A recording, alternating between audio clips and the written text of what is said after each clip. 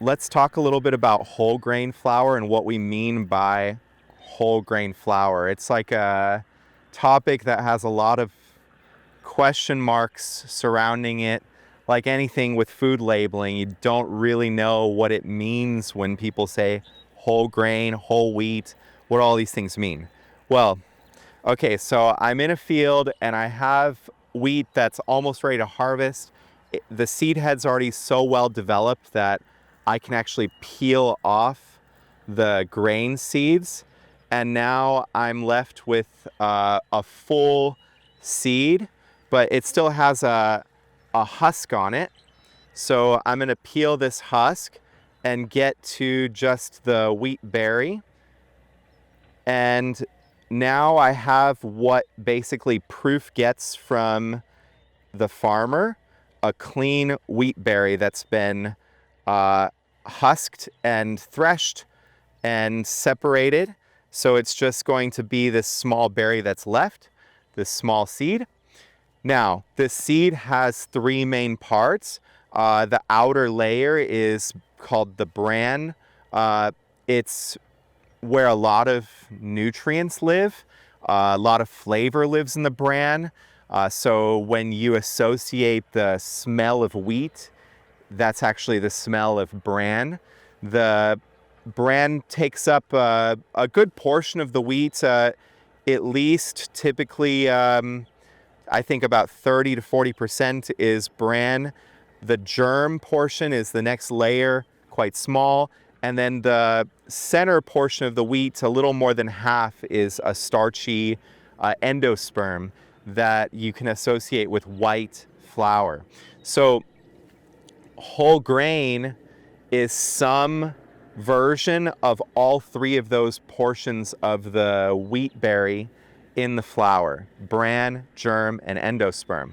But there's often a difference in labeling between whole wheat and whole grain, where whole wheat often means whole wheat into the mill, whole wheat out of the mill.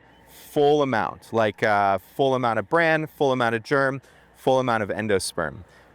Whole grain can mean whole wheat into the mill, and then perhaps we're going to sift out some of the outer layer of bran and germ, leaving a proportion higher of that starchy center.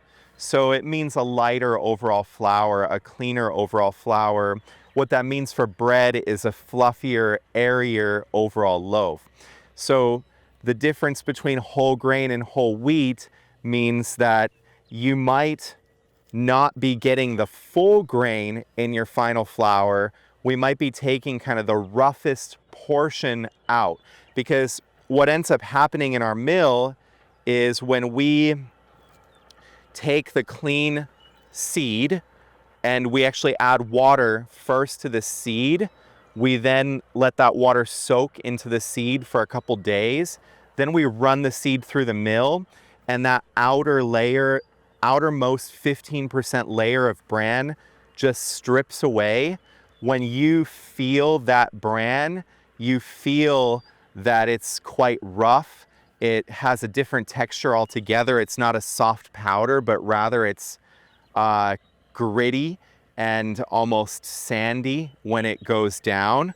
So we take out that extra 15% in some of our whole grain flours to be able to then build a loaf more along the lines of what you would expect, rather than it being a really dense brick that eats like it's sand.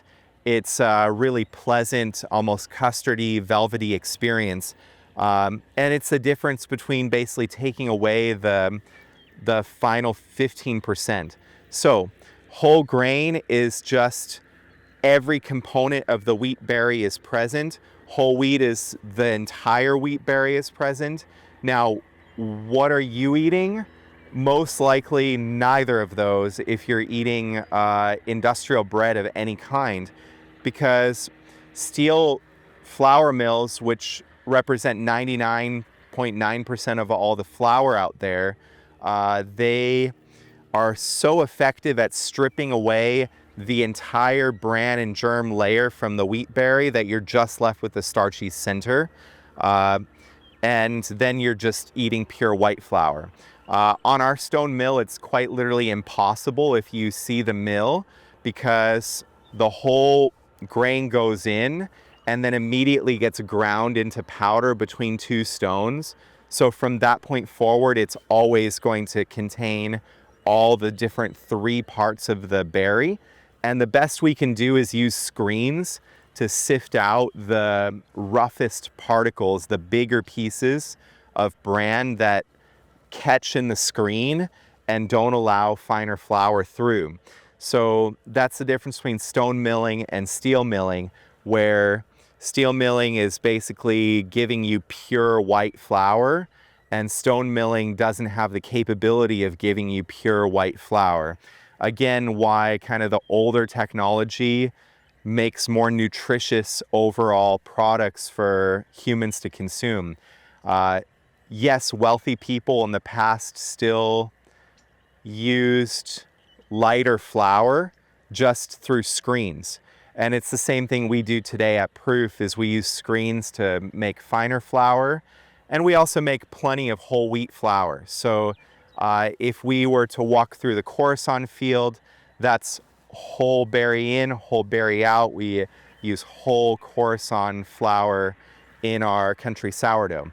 But when it comes to this field, this is our bread flour, and it should be so fine that you can make a beautiful bread just with it at home that meets your expectations. It's light, airy, it's nutritious, it's sourdough. What more could you want?